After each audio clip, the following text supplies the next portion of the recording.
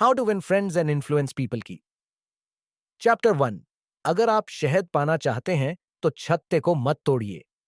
Dale Carnegie इस अध्याय में बताते हैं कि आलोचना करना, दूसरों की निंदा करना और उन्हें दोष देना न केवल व्यर्थ है बल्कि अक्सर हानिकारक भी होता है। जब हम किसी की आलोचना करते हैं तो सामने वाला अपने आत्मसम्मान की रक्षा के लिए अक्सर अपनी गलती को स्वीकार करने के बजाय उसे सही ठहराने की कोशिश करता है। लेखक कहते हैं कि हर व्यक्ति अपने दृष्टिकोण से सही होता है और यदि हम उनके नजरिए को समझने की कोशिश करें तो अनावश्यक टकराव और तनाव से बचा जा सकता है। कार्नेगी ऐतिहासिक और समकालीन उदाहरणों का उपयोग कर उन यह समझाते हैं कि महान नेता और प्रभावशाली लोग लोगों की कमियों को नजरअंदाज कर उनकी अच्छाइयों को प्रोत्साहित करते हैं। उनका मानना है कि प्रशंसा और प्रोत्साहन से व्यक्ति को प्रेरित किया जा सकता है, जबकि आलोचना से केवल कटुता और प्रतिरोध पैदा होता है। इसीलिए यदि हमें दूसरों पर सकारात्मक प्रभाव डालना है और उनके साथ मधुर संबंध बनाए रखने हैं, तो हमें आलोचना से बचना चाहिए और सहानुभूति और समझ का मार्ग अपनाना चाहिए। चैप्टर 2। मनुष्य के भीतर जो सबसे बड़ी चाह होती है, उसे जानिए। डेल कार्नेगी इस अध्याय में समझाते हैं कि हर व्यक्ति के भीतर एक गहरी इच्छा होती है और वह है महत्व और सराहना पाने की इच्छा। हर इंसान चाहता है कि लोग उसे महत्व दें, उसकी प्रशंसा करें और उसकी उपस्थिति और काम को सराहें। लेखक बताते हैं कि यह इच्छा केवल भौतिक चीजों से पूरी नहीं होती, बल्कि आत्मसम्मान और दूसरों से सम्मान पाने से संतुष्ट होती है। कार्नेगी कहते हैं कि अगर आप किसी का दिल जीतना चाहते हैं, तो सच्चे मन से उसकी अच्छाइयों की तारीफ करें, परंतु यह सराहना दिखावटी या चापलूसी नहीं होनी चाहिए, बल्कि ईमानदारी से की गई होनी चाहिए। लोग झूठी तारीफ और असली प्रशंसा के बीच फर्क समझ लेते हैं। लेखक ने उदाहरण देकर बताया कि चाहे बड़े बिजनेसमैन हो, कर्मचारी हो या फिर सामान्य व्यक्ति, हर कोई अपने काम और अस्तित्व का मूल्य समझना चाहता है। कार्नेगी इस बात पर जोर देते हैं कि अगर हम लोगों को सच्ची सराहना और सम्मान दें, तो वे हमारे साथ बेहतर संबंध बनाएंगे और हमारी बात भी मानेंगे। यही वजह है कि सफल नेता और प्रभावशाली लोग दूसरों की खूबियों को पहचान कर उनकी ईमानदारी से तारीफ करते हैं और इसी के बल पर लोगों का दिल जीतते हैं। इस अध्याय का मूल संदेश यही है कि अगर आप दूसरों के साथ मजबूत और सकारात्मक संबंध बनाना चाहते हैं, तो उन्हें विशेष महसूस कराइए और सच्चे दिल से उनकी सराहना कीजिए। चैप्टर 3। इस अध्याय का शीर्षक है, जो चाहे वो आप दूसरे से कैसे करवा सकते हैं। डेल कार्नेगी इस अध्याय में बताते हैं कि अगर आप किसी व्यक्ति से कुछ करवाना चाहते हैं, तो सीधे अपने स्वार्थ की बात करने से बेहतर है कि आप पहले यह समझें कि सामने वाले की जरूरतें और इच्छाएं क्या हैं। हर व्यक्ति अपने फायदे और इच्छाओं के बारे में सोचता है। इसीलिए अगर आप किसी को कोई काम करने के लिए प्रेरित करना चाहते हैं, तो उस काम को इस तरह प्रस्तुत कीजिए कि सामने वाले को लगे कि उससे उसका भी लाभ है। लेखक कहते हैं कि लोगों की रुचियों और उनकी जरूरतों को समझना और उन्हें उसी आधार पर संबोधित करना प्रभावशाली संवाद और संबंध बनाने की कुंजी है। कार्नेगी उदाहरणों के जरिए बताते हैं कि चाहे कोई बच्चा हो, बिजनेसमैन हो या आम आदमी, अगर आप उन्हें उनकी पसंद, जरूरत या चाहत का महत्व देते हुए कोई बात कहें, तो वे ज्यादा सहजता और खुशी से आपके अनुरूप काम करेंगे। लेखक यह भी कहते हैं कि अपने दृष्टिकोण को थोपने से या अपनी इच्छा जताने से पहले यह जरूरी है कि हम यह जानने की कोशिश करें कि सामने वाला क्या चाहता है। जब हम उनकी दृष्टि और इच्छा को समझकर बात करते हैं, तो आपसी सहमति और प्रभावशाली रिश्ते बनने की संभावना कई गुना बढ़ जाती है। इस अध्याय का मूल संदेश यही है कि दूसरों को प्रभावित करने और उनसे अपना काम निकलवाने के लिए हमें पहले उनकी इच्छाओं, रुचियों और जरूरतों का ध्यान रखना चाहिए। जब हम सामने वाले के दृष्टिकोण से चीजों को देखने लगते हैं, तो वे हमारी बात अधिक सहजता और अपनापन के साथ स्वीकार करते हैं। चौथा अध्याय।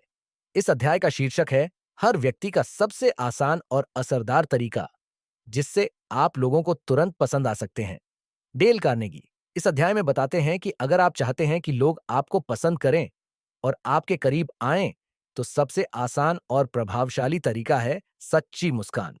मुस्कान एक ऐसी भाषा है जिसे हर कोई समझता है, चाहे वह किसी भी देश, संस्कृति या उम्र का हो।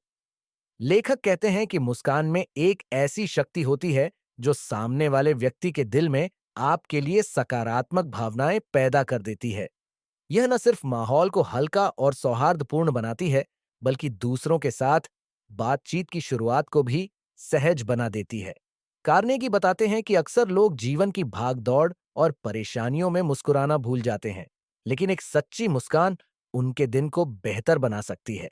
लेखक इस बात पर भी जोर देते हैं कि मुस्कान बनावटी या दिखावटी नहीं होनी चाहिए, बल्कि दिल से आनी चाहिए, क्योंकि बनावटी मुस्कान की पहचान लोग आसानी से कर लेते हैं। जब आप दिल से मुस्कुराते हैं, तो आपके चेहरे पर, आंखों में और आपके पूरे व्यक्तित्व में वह ईमानदारी झलकती है जो लोगों को आपकी ओर आकर्षित करती है। इस अध्याय में डेल कार्नेगी ने कहा है कि अगर आप लोगों के साथ अच्छे और मधुर संबंध बनाना चाहते हैं, तो मुस्कान को अपनी आदत बना लीजिए। यह एक छोटी सी बात है, लेकिन इसका असर बहुत गहरा होता है। यही वजह है कि सफल लोग हमेशा दूसरों का स्वागत मुस्कान के साथ करते हैं और अपने आसपास सकारात्मक वातावरण बनाते हैं। न केवल आपके रिश्तों को बेहतर बनाएगा, बल्कि आपके भीतर भी सकारात्मकता और आत्मविश्वास को बढ़ाएगा। लेखक का मानना है कि दुनिया में तनाव और कठोरता पहले ही बहुत है। इसीलिए अगर हम अपनी मुस्कान के जरिए किसी का दिन बेहतर बना सकते हैं, तो यह सबसे सरल और प्रभावशाली तरीका है रिश्ते बनाने का। चैप्टर 5 इस अध्याय का शीर्षक है एक आसान तरीका जिससे पहली मुलाकात में ही लोग आपसे प्रभावित हो जाएं। डेल कार्नेगी इस अध्याय में बताते हैं कि किसी भी व्यक्ति को प्रभावित करने का सबसे आसान और प्रभावशाली तरीका है मुस्कान। एक सच्ची और दिल से आई हुई मुस्कान न केवल सामने वाले व्यक्ति को अच्छा महसूस कराती है, बल्कि तुरंत आपके और उनके बीच अपनापन और सकारात्मकता का माहौल बना देती है। कार्नेगी कहते हैं कि मुस्कान केवल चेहरे पर आई आकृति नहीं है, बल्कि यह आपके मन की खुशी, आत्मीयता और दूसरों के प्रति स्नेह का संकेत होती है। लेखक बताते हैं कि लोग स्वाभाविक रूप से उन व्यक्तियों की ओर आकर्षित होते हैं जो हंसमुख होते हैं, क्योंकि उनकी मुस्कान यह संदेश देती है कि वे खुश मिजाज, मिलनसार और भरोसेमंद हैं।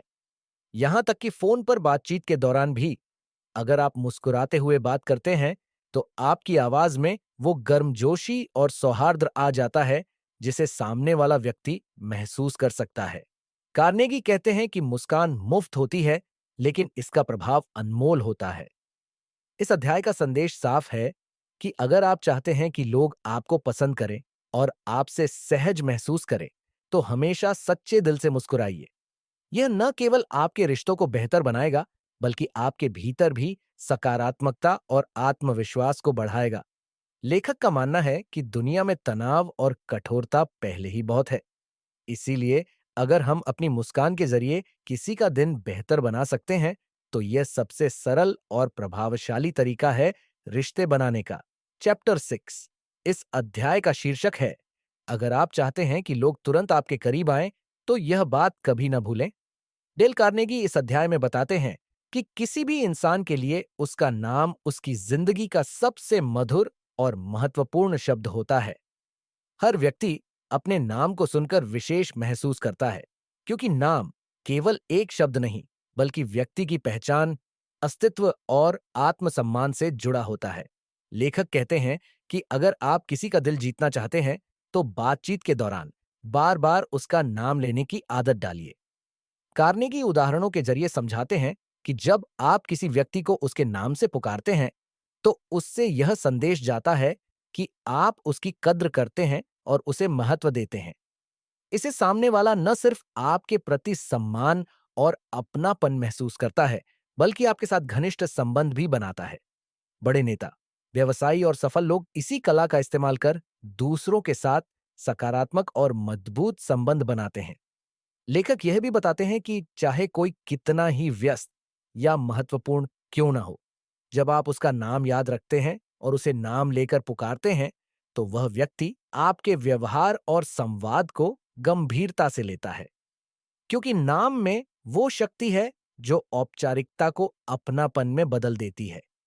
इस अध्याय का मूल संदेश यही है कि अगर आप दूसरों के दिल में अपनी जगह बनाना चाहते हैं, तो उनके नाम का आदर कीजिए, उसे याद रखिए और बातचीत में सच्चे मन से उसका औचाई प्रयोग कीजिए।